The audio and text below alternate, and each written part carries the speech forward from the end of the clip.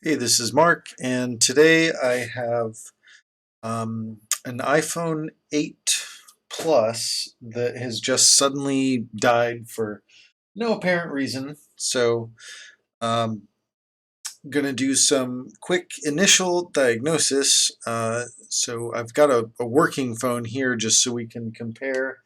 Uh, so this um, display in the top left is showing the DC power supply output right now. So I'm going to go ahead and crank that up to 5 volts and then plug in a working phone, and there we go. So when I have the DC power set to 5 volts, plug in a good phone, we pull about an amp.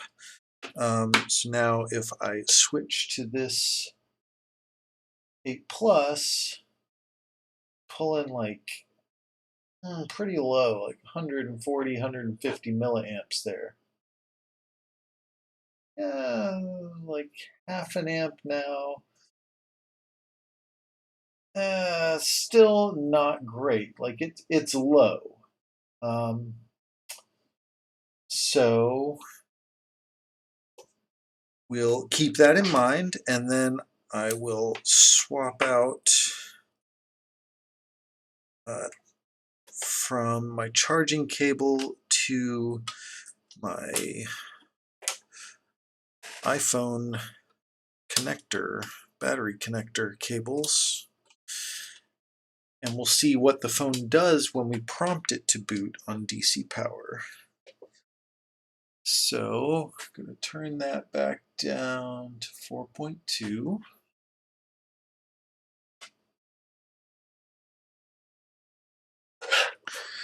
We will connect at the battery connector. All right. Yeah, it would help if I used the right cable.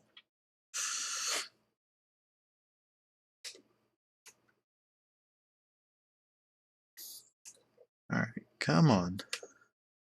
There we go. So now all I have connected to this board right now is just DC power and the power button flex. So let's see what it does.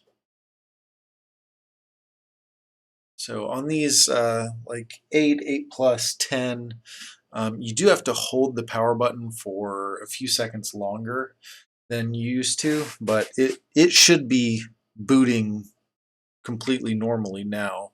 And you can see it kind of it peaked at about 60 milliamps for a couple seconds and then dropped down to 40 milliamps, and now it's just hanging out there. So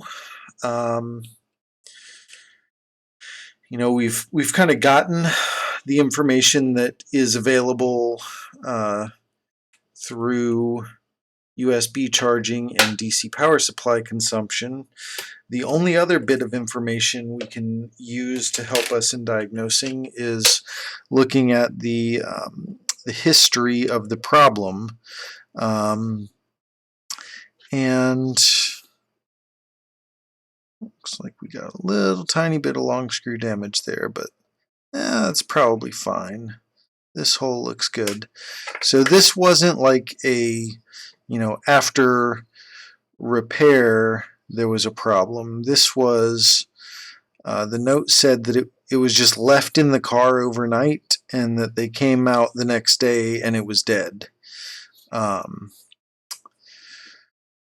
So, not a lot to go on there. I guess one thing that jumps out at me is, if he left it in his car overnight, probably charges it in the car, so, maybe possibly charger damage. So I guess the first thing I'm going to go for here is replacing Tigris. What is that? It's a little weird. We got like some, I guess that's just some OEM flux left over. Doesn't look like any work has been done here. Doesn't look like the sticker's ever been removed, so that's a little odd. But all right, let's change out tigris just because we can see that it's not pulling proper charging current, and I mean that's really the only thing we have to go on. We know that tigris is required to boot, and that a malfunctioning tigris can cause weird behavior like hanging out at 40 milliamps. I'm pretty sure I've seen that in the past, but I can't think of the specific case. So I don't know. We'll see. Maybe this will work. Maybe it won't. 40 milliamps is like kind of in the brain dead category. It's clearly not a short, so it's for some reason the CPU is not getting the signals that it wants to see during boot up.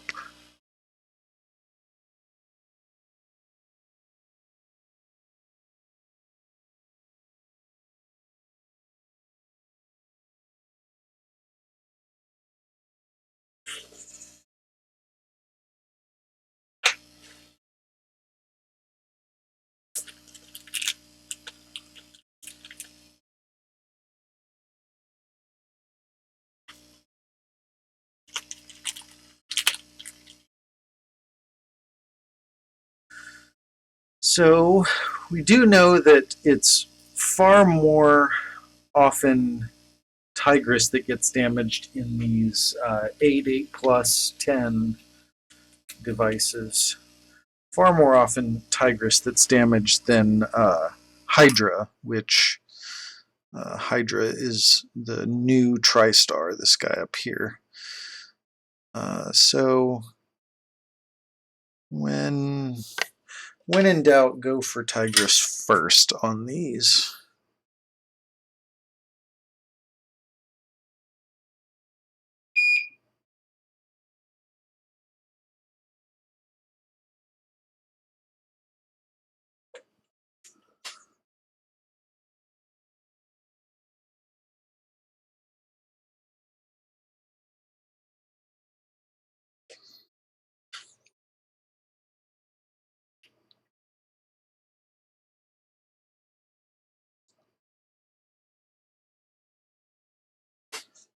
All right, that looks good enough to stick this on there.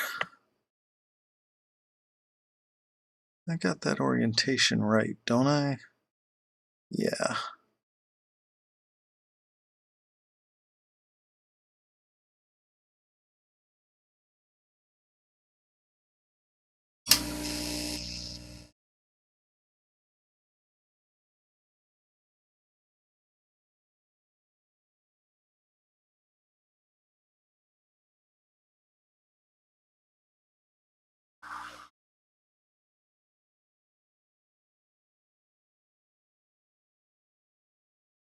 Oop, nudge that cap a little farther than he needs to be. There we go.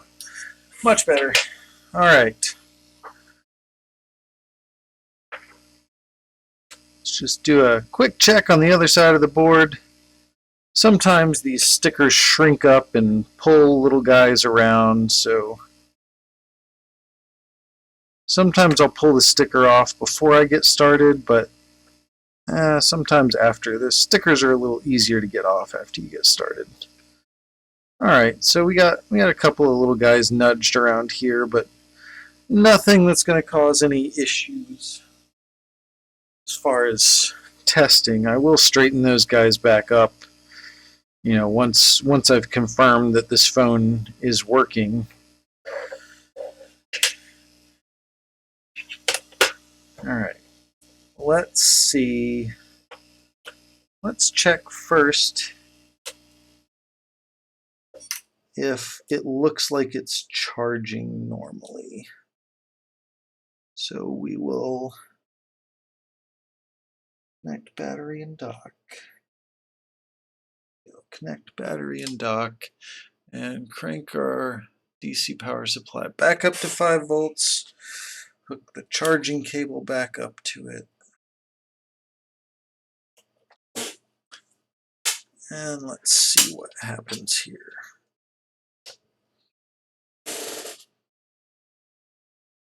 All right, so still pulling low current, kind of doing the same thing it did before, hanging around at like 150, then going up to like 400 to 500 milliamps.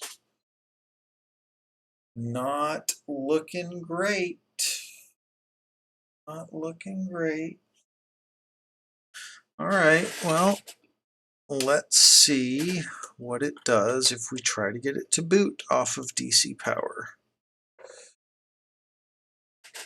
So we'll go back down to 4.2 volts. Get our power supply cables hooked back up. Use the correct connector the first time. This time. All right. And plug in the power button. Looking the same. Well, that's no fun. No fun at all. I like it when the first thing I do works. That makes a nice short video and lets me move on to other jobs. All right. Now, there's nothing in the history of this device that makes me think this is caused by technician damage, but I'm still going to look very carefully. There was no impressions in the sticker there, so I'm not worried about stuff under it. Nothing to worry about here.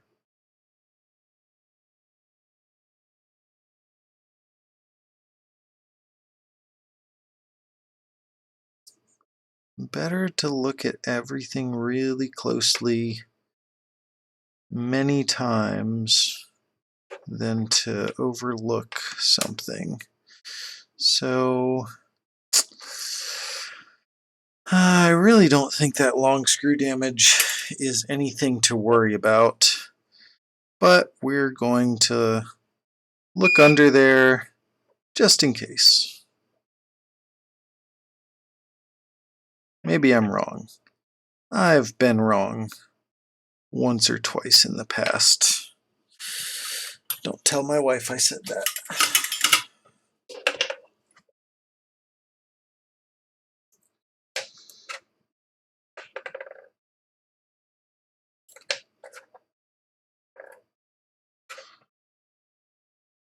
And these stickers, I just pull them off. They're just in the way. They keep me from seeing the board.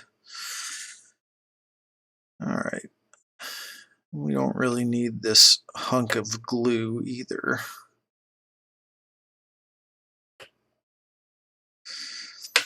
Okay, so at this screw hole, we've got a couple of layers of ground before there's any traces to worry about.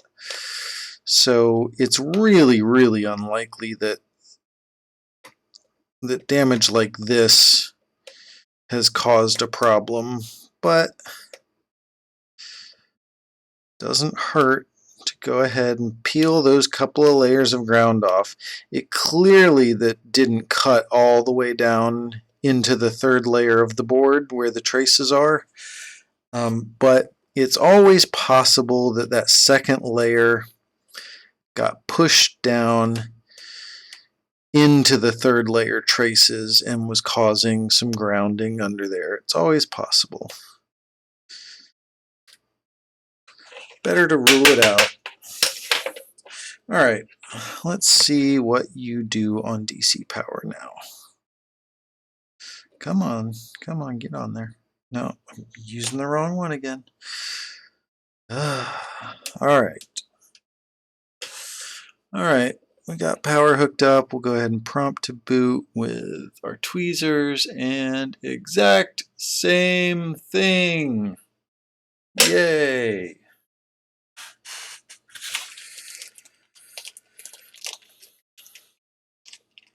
Okay, well, now I suppose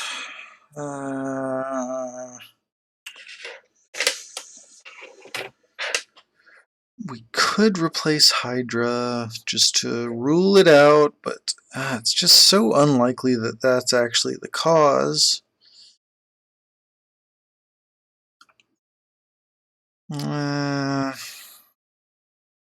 Don't have a lot else to go on here. No signs of any kind of like bad drop trauma. I'm not seeing any cracks in solder joints around the shields. So, no technician damage, no bad drop.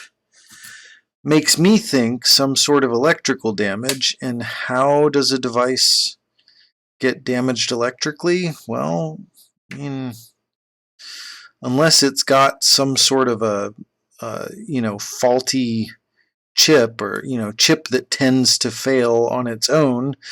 Really, the only outward facing chips that could be damaged electrically from the outside world are the ones related to charging. So that's kind of why I guess TriStar is the next thing that makes sense, or Hydra in this case is the next thing that makes sense. All right.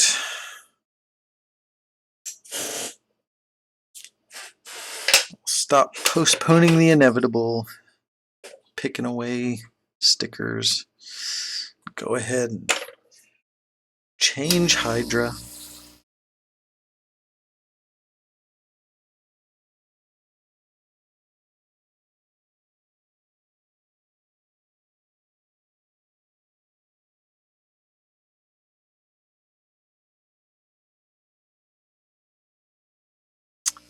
While we're at it, let's just do a little experiment. What does the phone do if I try to boot it with no Hydra? Do we get something different? I don't know. I do want to cool the board down a little bit though, because a hot board is going to consume more current than a cold board. So if I'm going to look for any kind of subtle differences between Hydra on and Hydra off, I have the best chance of seeing a difference if the conditions are the same as they were before, which means cool board. If I were to boot it up with a hot board, then even if it was doing the exact same 60 milliamp, then hang at 40, it would actually consume more current and probably do something like 90 milliamp, then hang at 70 or something like that. All right, it's cooled off a bit, so let's see. We got 60, 70, and then hang at 40, 50, and now hanging at 40. So yeah, basically doing the same thing it was doing before, which kind of feel like putting a new Hydra on here is not going to fix it, but in for a penny, in for a pound. Let's just get her done.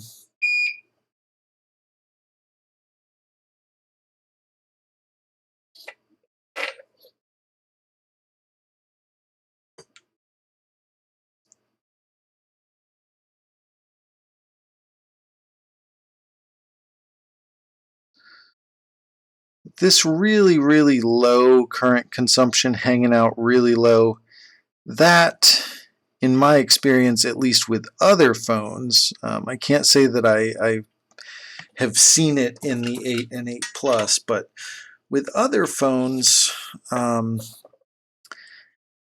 tends to be like low-level CPU communication, like CPU reset lines and things of that nature. Things that really need to be present and working in the early stages of boot up. So, that kind of makes tigris and hydra um, less less of an option, less likely. But then, well, if some of these reset lines are screwed up, then how did it become to be this way? There really isn't a good mechanism for failure, so it's kind of hard to say we should jump straight to pulling the CPU shield off and measuring voltages around the CPU.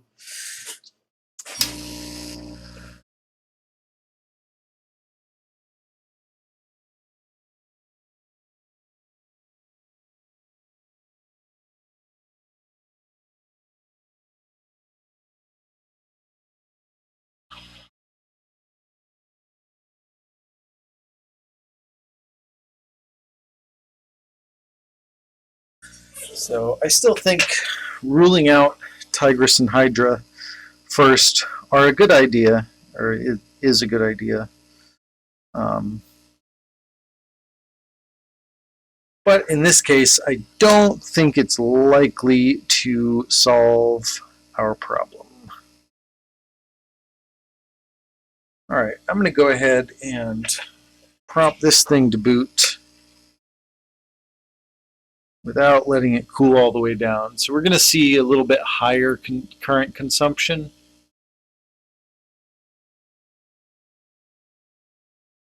But it's probably going to follow that same pattern, which that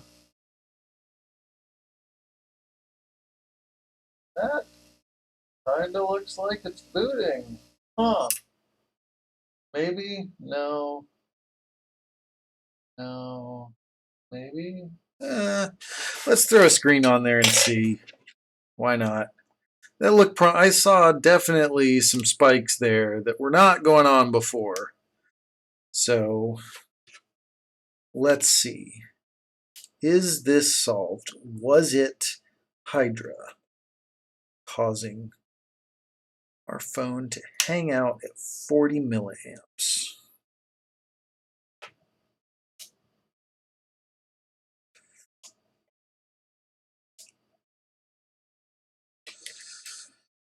All right. Now, let's see. I'm also going to prompt this to boot with the charging cable. I'm going to go ahead and plug that back into my DC power, and then we'll also see if it's pulling proper charging current.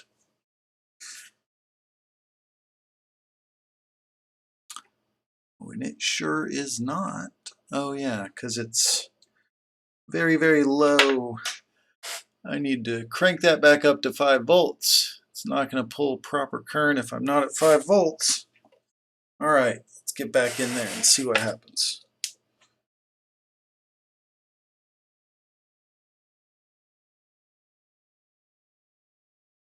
Yeah, we're still pretty low on that charging current.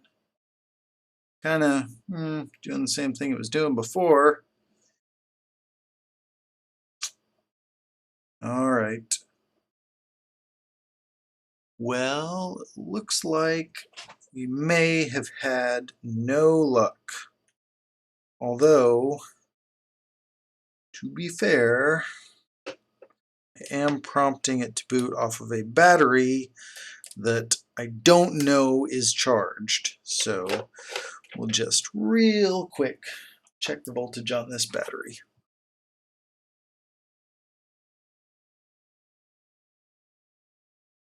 3.2. That is not enough volts. So we're gonna toss in the old charged iPhone 8 battery. I know it's an 8 Plus. I'll stick an 8 battery in it if I want to. You're not my boss. You're not my supervisor. Getting anything? Still nothing?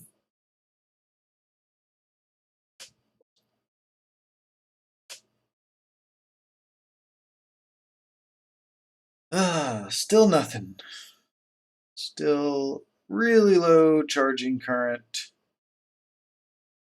which maybe is going to hop up to the 420 milliamps we were seeing before. Maybe. Are you going to do it? Yes? No?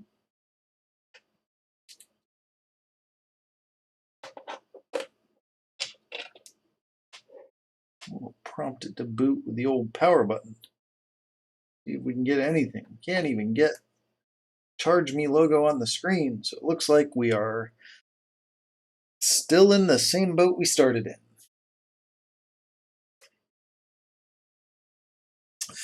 Just spent the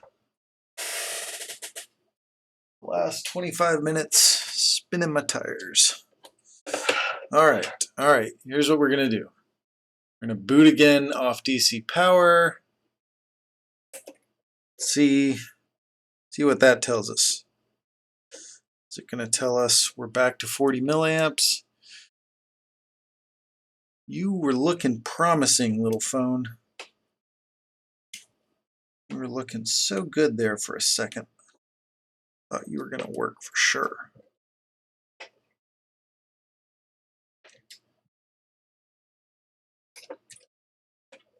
What's the problem here?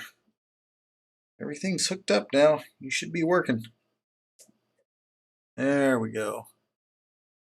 Now look at you, back to your 40 milliamps. Bastard.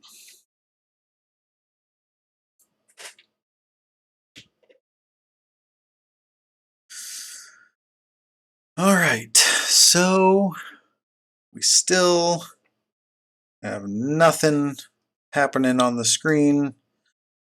No life at all. Dead phone. And no clues to go on. We've ruled out the obvious things, the things that would make sense to fail suddenly because of some interaction with the outside world. So how else can a phone become brain dead just out of nowhere for no reason at all? All right. Well, this one's a thinker, so I'm going to think on it a little bit. We're going to pick this back up once I've got some better ideas. Okay, so picking back up on this, I have measured around various voltages, found a lot of my low-level voltages there are present. My 1.8 rails are present. So I started checking my I2C lines, and here I've got 1.8 on this. That's the I2C 0 data line, and then down here on my I2C clock line I have 0.7 volts. So 0.7 is not right. Now this line goes to a few different things. Where did I put my tweezers? There they are. Alright, so that clock and data pair go to this chip here, which I think it's Homer. It is in the 7. I don't know if that changed. It goes to this boost chip, goes to the CPU, goes to TriStar, goes to Tigris, and also goes to this, I think it's called Ikatara, the wireless charging chip. So I'm wondering, perhaps maybe the wireless charging chip is causing this problem.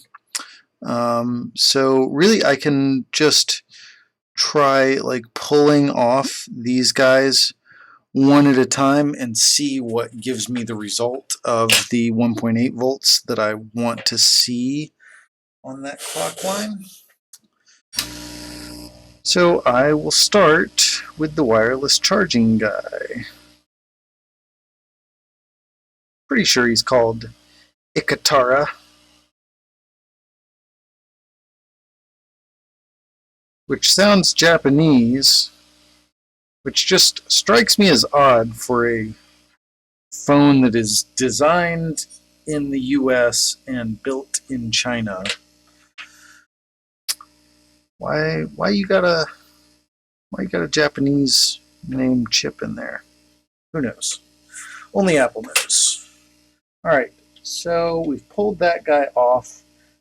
Now I don't think I've ever pulled that chip off. Uh, so I don't really know what to expect here. Um, I don't know if the phone should boot or not, but I know that clock line should be 1.8 volts. So if I see that it's 1.8 volts, then I know at least one problem is solved. Okay, and we've decided we're going to stop trying to boot as soon as I take a measurement. Let's try this again. Right, prompting, hanging out, low current. Oh, time to change the battery on that. All right, well, you wait your turn, camera. All right, we're still at 0.7 volts there. So let's see, what is this little guy next to it? What kind of lines do we have here? We got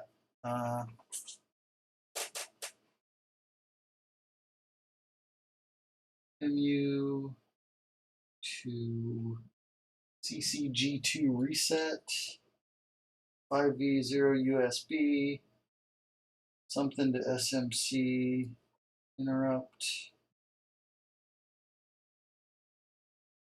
All right, well, looks like I have to look at the schematic to really get a better idea of what this little guy does. But I think we're okay just taking him off and seeing if that changes our 0.7 volt clock line to a 1.8. We'll see. All right, now this little guy, I definitely don't have new ones, and really I'm not even sure if he's married to the board or not. So I'm going to be really gentle with him. Just make sure.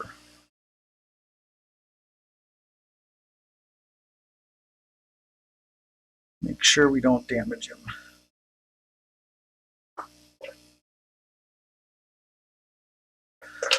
Okay. Looks like we got a little bit of a floppy pad there. What pad is that? That is ground. Of course it's ground. That's why it was the last one to melt. All right. Let's see again. Can I get the 1.8 volts that I want?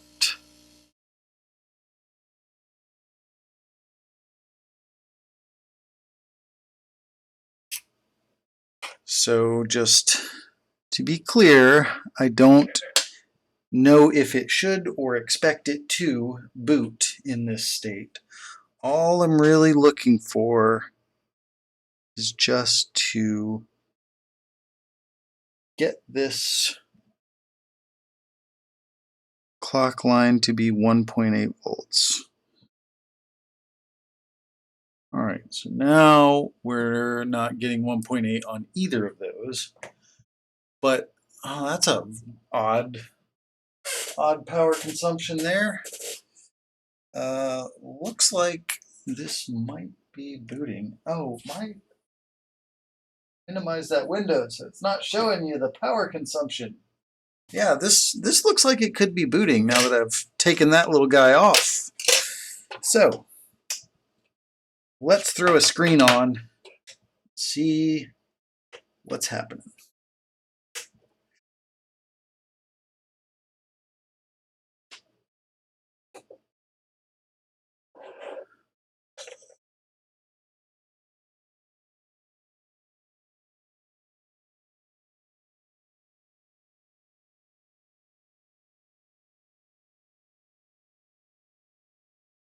Oh, you're gonna look like you were booting before, and now you're gonna just make a fool of me.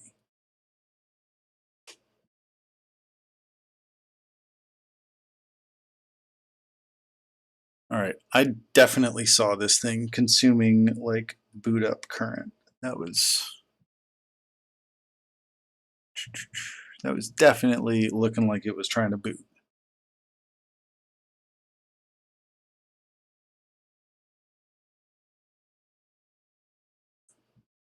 All right, we're gonna give this another shot. Disconnect, reconnect, prompt to boot, 2, 3, 4, 5, 6, 7, 8, 9, 10.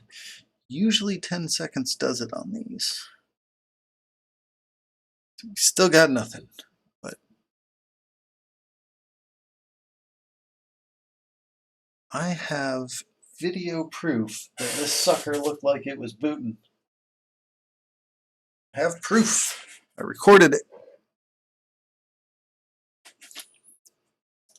Oh, there we go. Apple logo. Yay! All right. So, looks like we found our problem. That little guy who I have never run across before was definitely causing us some problems. And now, got Apple logo and then no image with backlight on, and it's going to loop. Okay. All right. I can deal with that. I can deal with that. So, what we need to do, we need to throw Ikatara back on. Might as well. We don't think he caused the problem. And then we're going to look at the schematics and see if we can figure out what that sucker I took off does.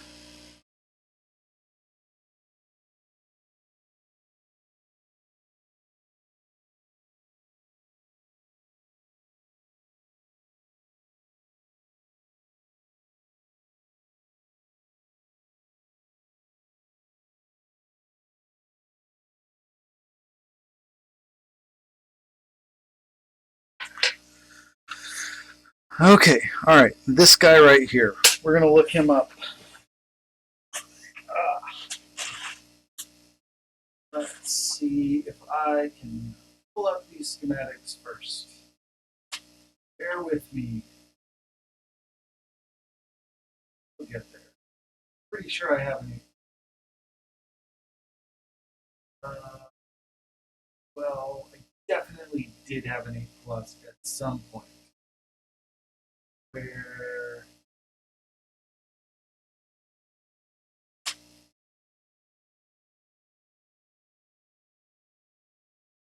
right, you know what? PSW has 8 plus schematics. I bet that it does.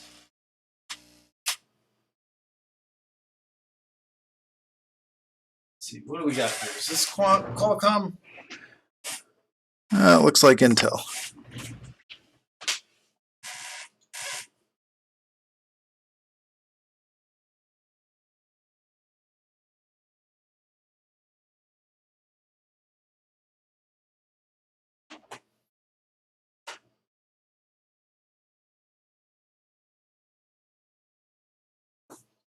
All right, let's see if the old Blackfish is going to load. Okay, so, all right. I think I remember how to do this. Uh, hmm.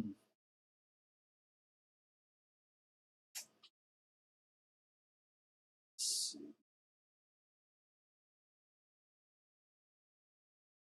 All right, I gotta add.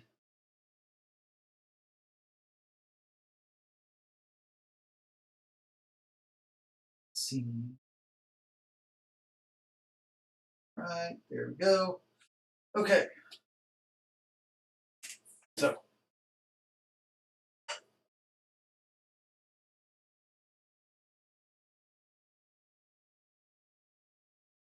close these guys. Get you over here. All right. What are we looking at? We got this guy, U6200. So we're going to find U6200.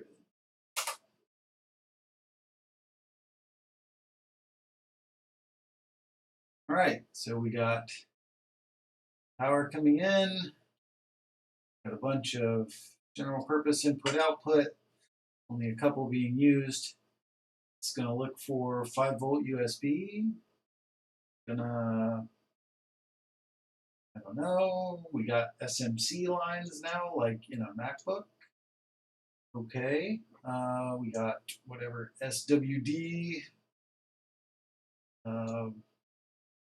SW data and clock, data input output and clock.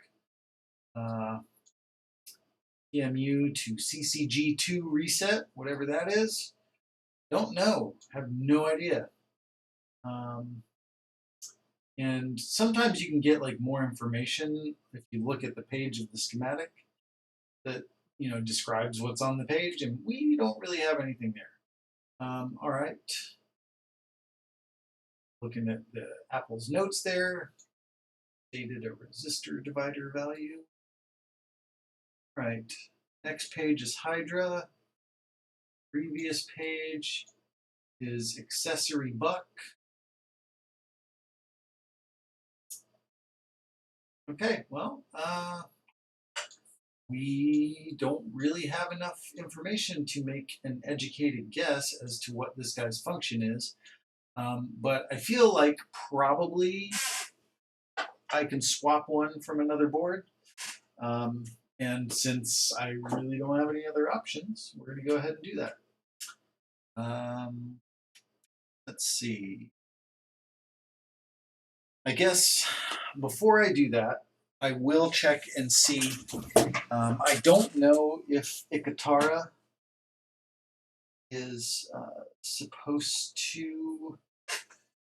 I don't know if Ikatara is supposed to be on the phone to boot. So now that it's back on with my questionable chip removed, let's see if we get that same Apple logo to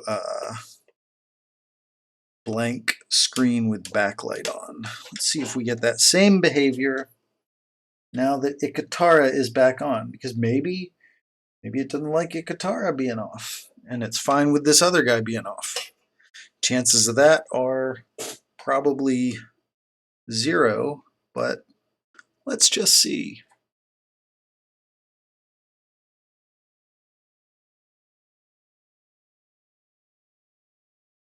Huh. So with Ikatara back on, we're back to that same state. So it's like I needed both of those chips off to get this phone to actually try and do something. All right, I just want to rule out my tweezer prompting to boot thing as a variable. So I'm going to go ahead and stick this guy back in his housing. Stick you back in there. And this time we're going to prompt to boot with the dock.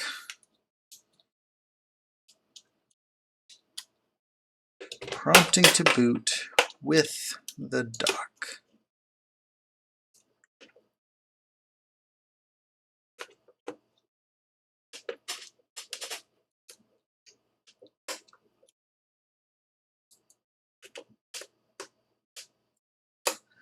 All right, got everybody plugged in.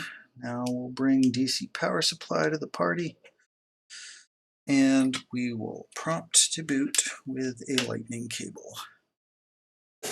So now our DC power supply consumption is going to be lower than it would be otherwise, because I have the USB plugged in. We'll just give that, I don't know, another 10 or 15 seconds. It booted weird last time too, so maybe it just needs some time. It's a little shy. Or maybe this is some combination of Ikatara and this other chip, whatever it does, both failing for some reason. This chip is on the PP5VO USB line, and it talks to Hydra, so it is tied into charging somehow. But all right, I'm convinced that we're back into our original state. So glad I did that testing with Ikatara back on.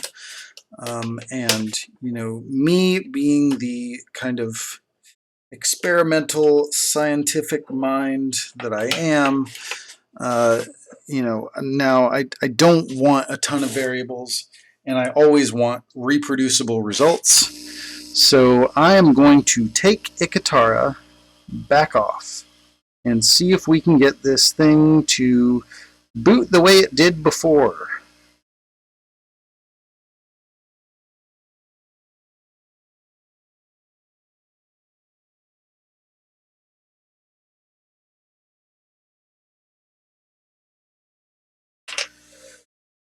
All right. Cool down, board. Cool down quickly, but not too quickly. Cooling down too fast is bad.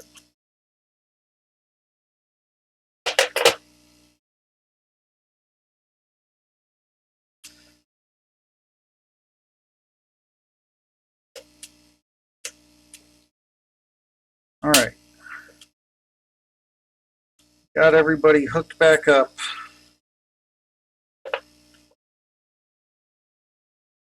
DC power supply hooked back up.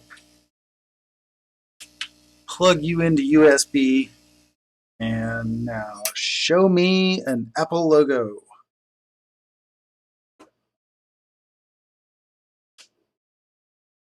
Come on, you bastard. Show me an Apple logo. You did it before. You can do it again.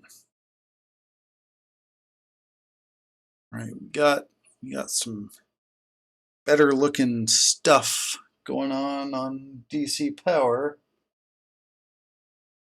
We're gonna get, yeah, we got Apple logo again. Yay! All right. Now we'll see. Are we gonna get that same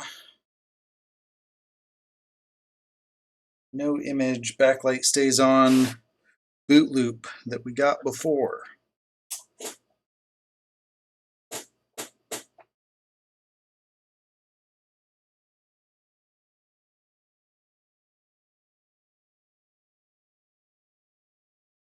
Seemed like that happened a little sooner last time.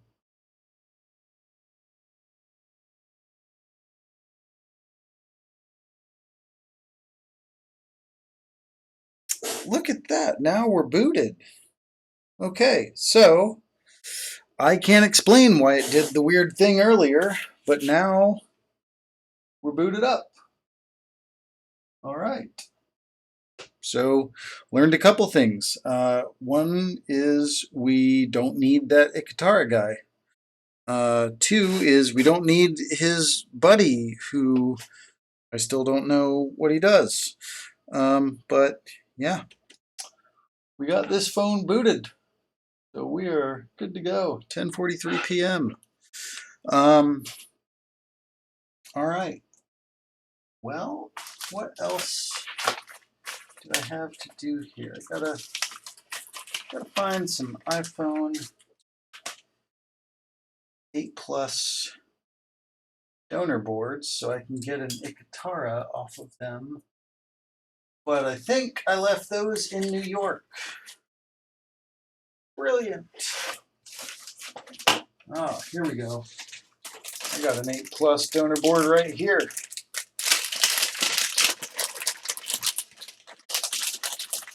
Actually intended to be a receiver for CPU swap, but yeah, it's fine.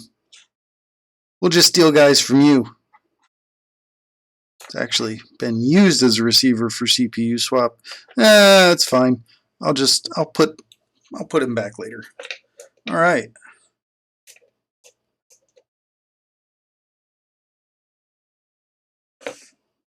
It's always nice when things work out.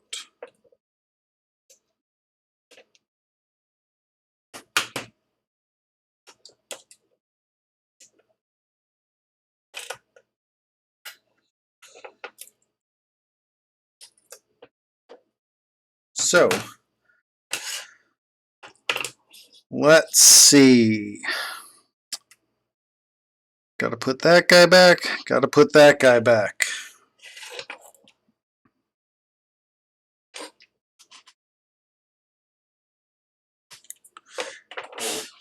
And you know what? Since these guys aren't necessary for booting,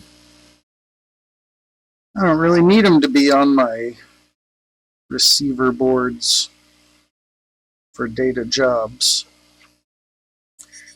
Because this job that I'm doing right now, this 8 plus that was not turning on, this is a for the sake of the device job.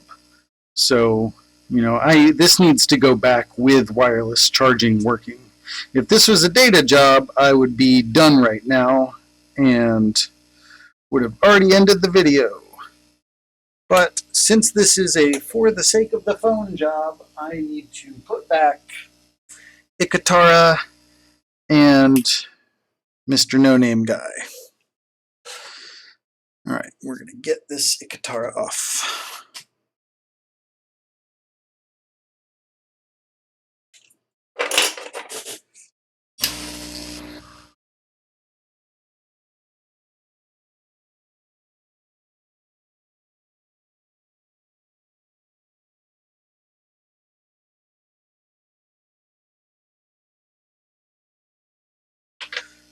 Okay, get the donor board out of there so I don't mix it up. Now we need to do some reballing. I can dig out my iPhone 8 stencils.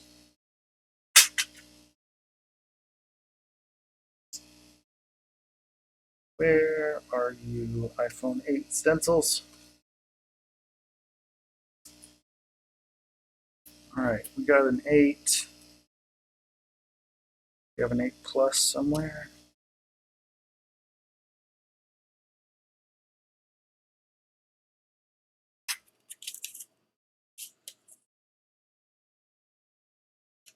Oh, we got these two iPhone 8s.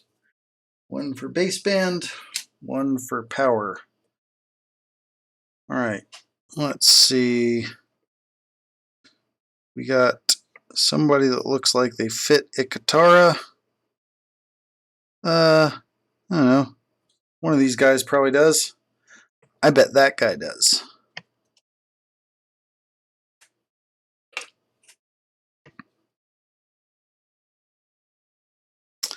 I bet it will fit right there. Okay. Gonna move our bad chips away. But I might hang on to those just to do some experimenting.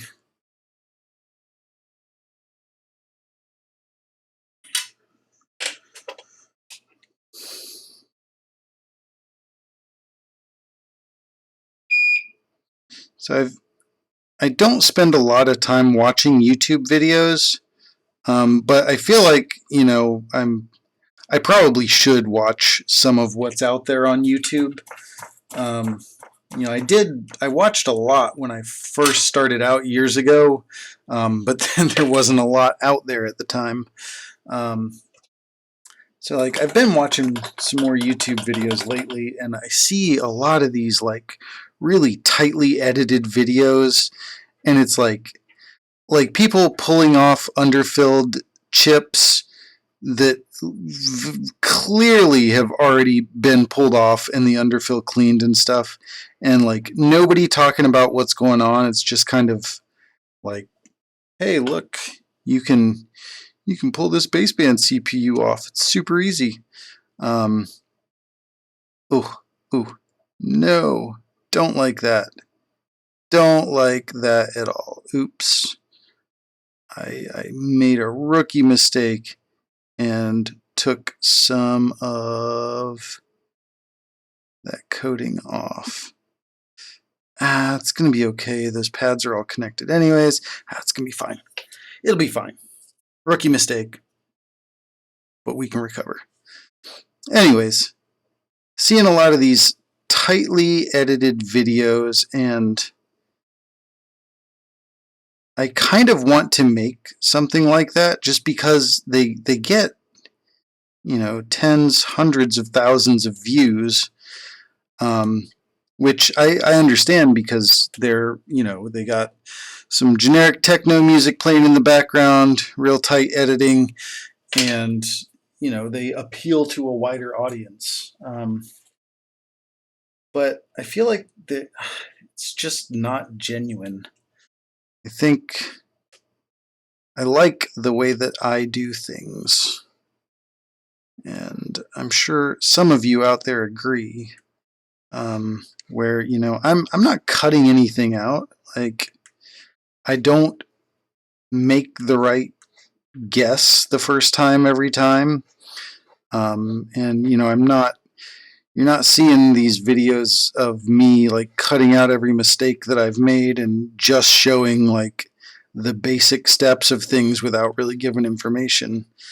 I've always tried to approach this YouTube channel as from the mindset of like, what would I want and need to see when I was first starting out. It's kind of geared more towards the beginner than the more advanced, and geared more towards the technician than the casual YouTube viewer, which means I'm never gonna make thousands of dollars a month off of YouTube money, but oh well. Alright, Katara, we're gonna put you aside. You're gonna be fine. I tore some of your skin off, but you're not gonna complain about that.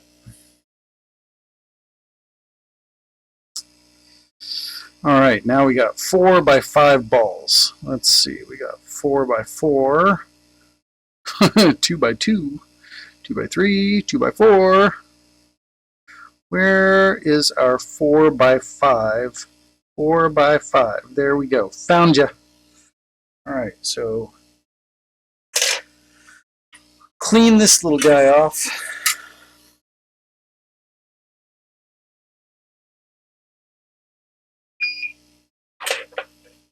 Get him nice and fluxed up.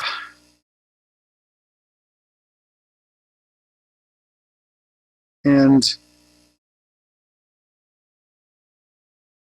now that we are like got to be an hour into this one, I'll say, those of you out there still watching, I do appreciate each and every one of you. Thank you for watching my channel.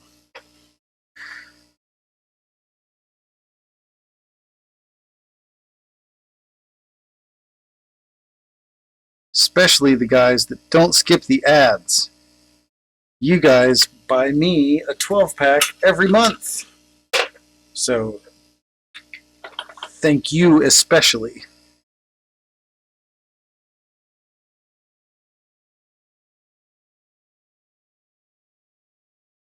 Alright, little guy. Gonna put you in this stencil and give you nice new balls.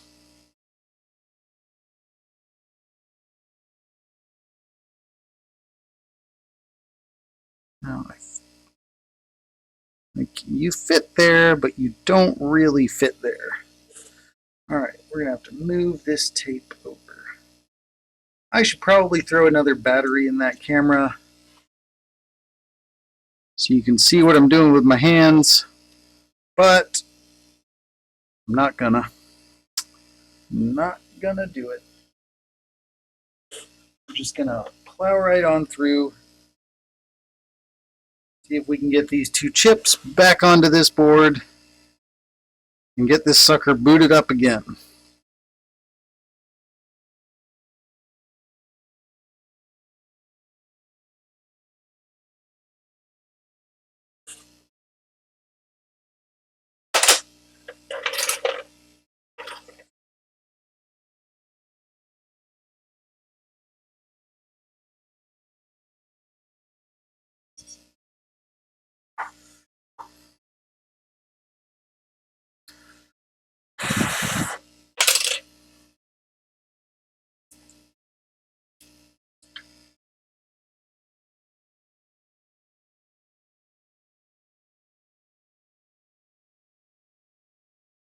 All right, now, how did you go on there? I feel like you went like this.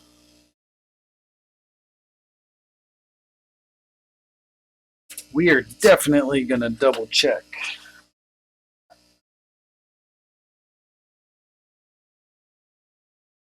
Yeah, your A1 is in the top left when I have the board like this.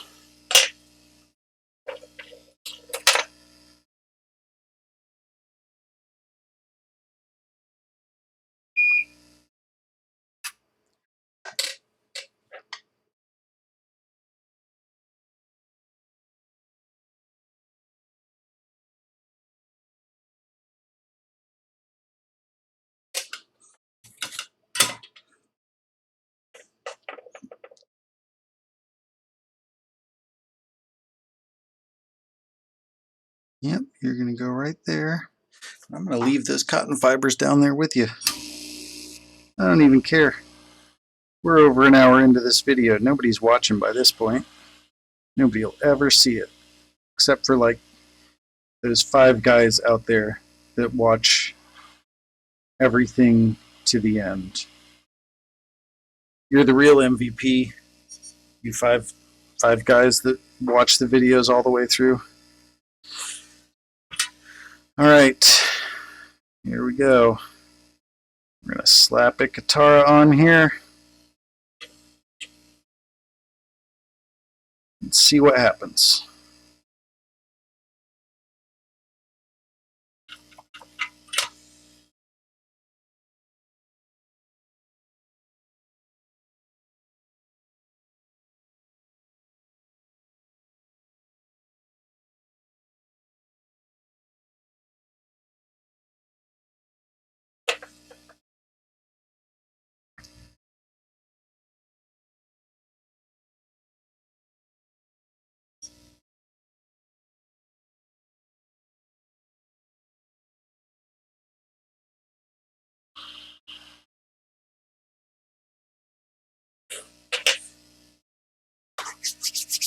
Okay,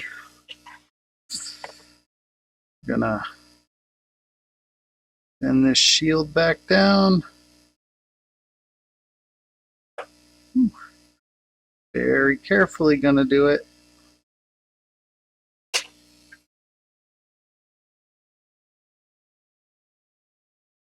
There we go.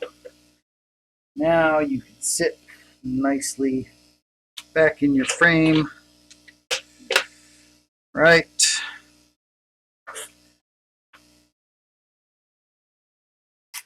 Let's see. Do you still boot up, or have I ruined you forever?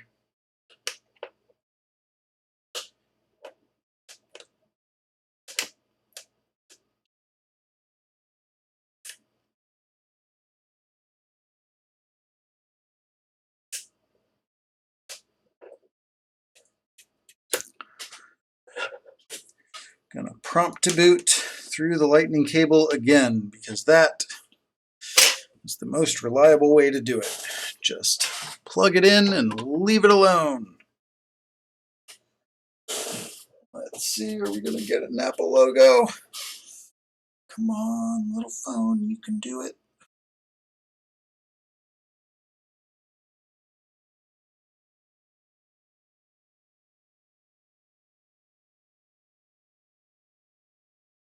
Oh, come on.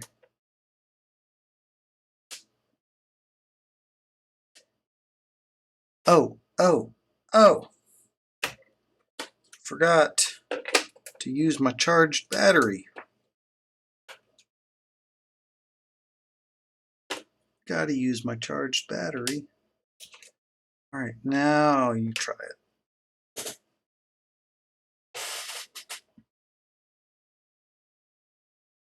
Come on. Boot up for me.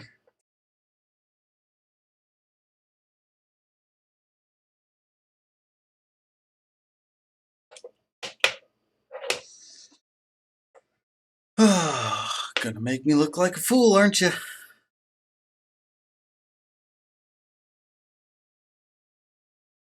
All right, well, maybe you don't like my charged battery. Maybe my charged battery is no longer charged. Let's just throw you back on DC power supply. See what happens.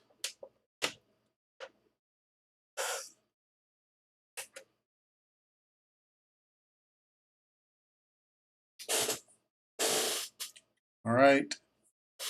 We played this game before. We had to wait a while before it did its thing. But it did eventually do its thing.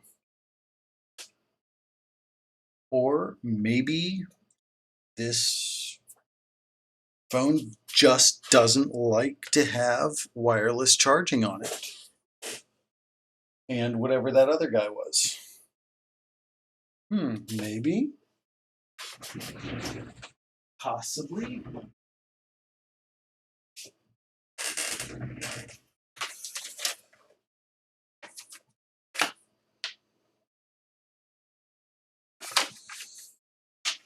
All right.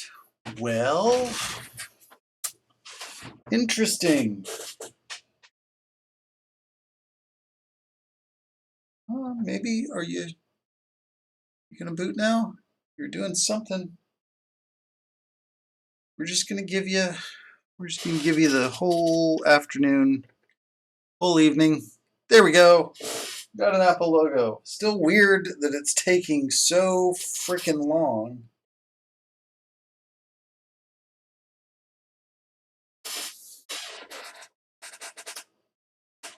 And now, what?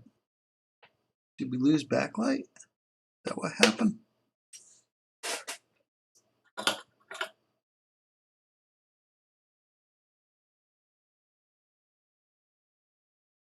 No.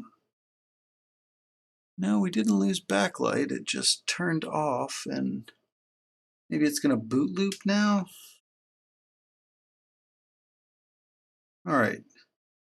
Listen here, you little bastard. We just need to see you boot. I can end this video. You can't sit here on my desk all night. I've got other things to fix. Nope, we're back to this again. Back to this again. Okay.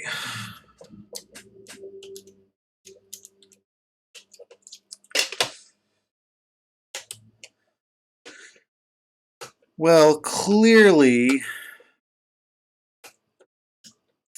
this board does not like Ikatara being on there at all.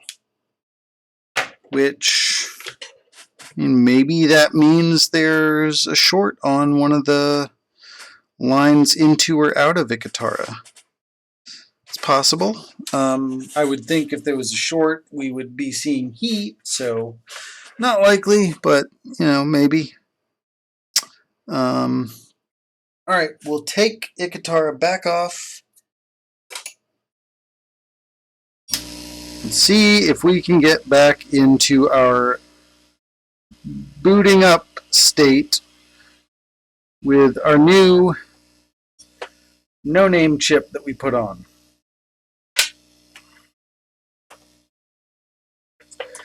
And then we may be giving the customer a call to say, hey man, you don't like doing wireless charging, do you? I mean, it's kind of dumb. You probably don't want to do it. We'll just send this phone back and never try to wirelessly charge it ever again. And it'll seem like everything's fine.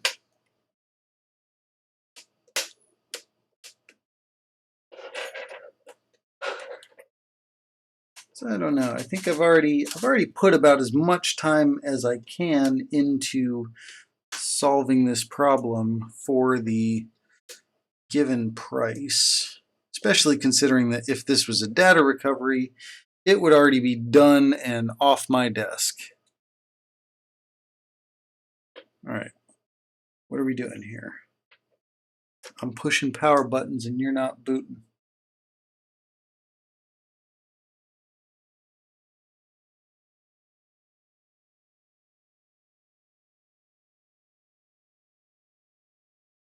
All right, we're going to plug you back into the charger.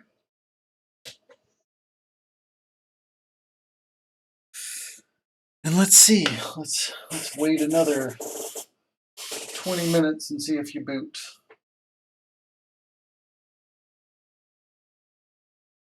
Ugh.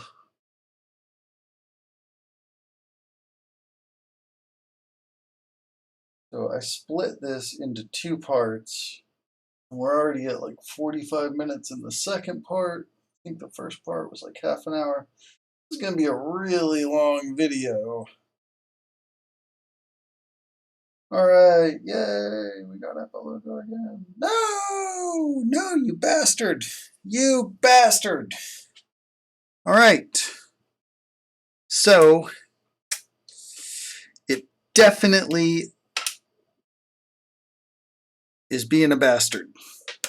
That's all we can say for sure at this point, is that definitely 100% this phone is a bastard. 100%. All right. You're going to come out of there. We're going to pull your dumb... We got to give this guy a name. We're going to call you CPD2. CPD2. We're going to pull old CPD2 off. We're going to see if we can get this thing to boot again.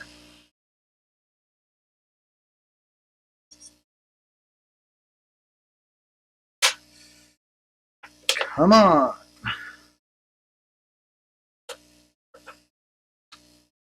I don't know if it's coming through in this video without being able to see me, but I am definitely losing my patience with this job now. Nothing worse than taking a phone that won't boot, seeing it boot, and then trying to make everything just right and having it just slap you in the face.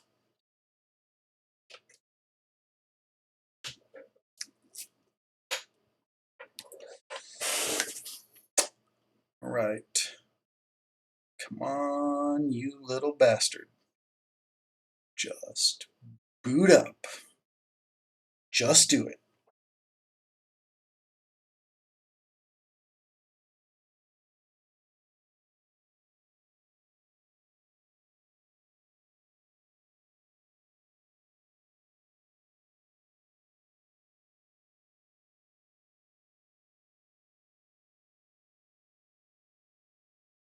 Just gonna leave you sitting there until you do something. Make sure I plugged everything in right. Yeah, I think everything's plugged in.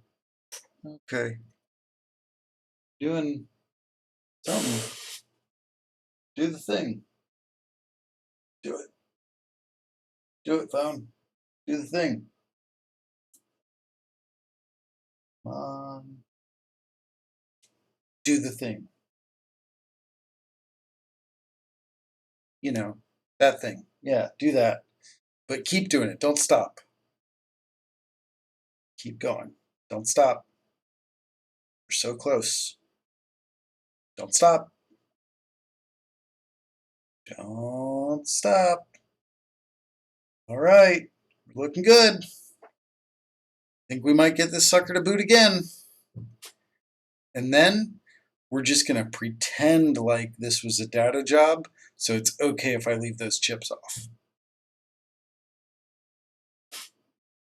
And I'll do that editing thing where I like cut out the parts where I talked about how this wasn't a data job. Except that I'm way too not gonna do that. Like there's no way. I was gonna say way too lazy to do that, but no. I'm too drowning in other work to do to take the time to edit anything. All right, you're gonna boot, and then we're gonna say good night.